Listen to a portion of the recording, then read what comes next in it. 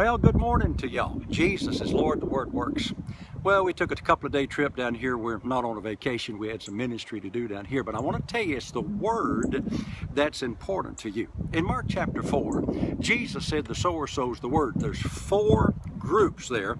One's the wayside, where he comes immediately to steal the Word.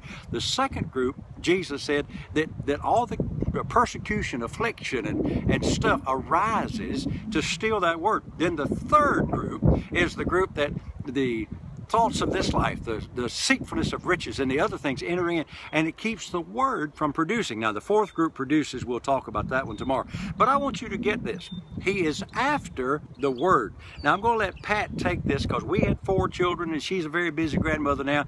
But you got to understand that even with the things that you've got to do at your house, it's that Word that's the most important thing in your life.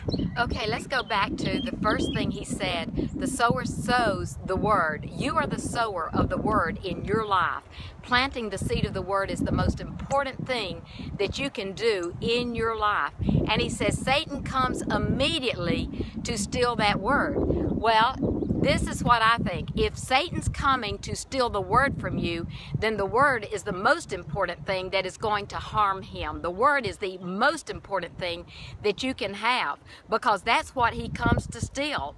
And then the first group, like Frank said, is the wayside, where it says he comes immediately and takes that Word. Now, I'm going to give you an example of how he does that. So somebody tells you that God wants to heal you. Immediately a thought comes in and says, no, my aunt was a good Christian and she died sick, so no, God doesn't want to heal me. So that Satan came immediately to steal the truth of the Word, using somebody else's experience to steal that Word from you. I got to pick up on that.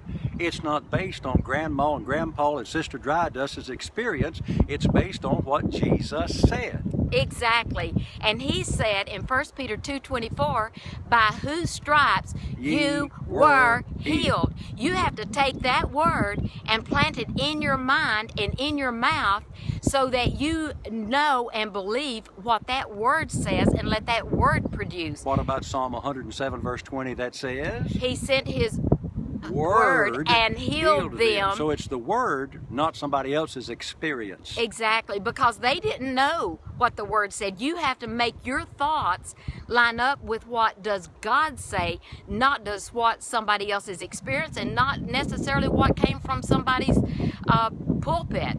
Because a lot of times things are coming wrong out of the pulpits, out of the mouth of ministers. Satan is using them to steal your faith. Well, the second group is that tomorrow. Okay. We're out of time. It's the Word that's important. So until tomorrow, you remember that Jesus is Lord and the Word works.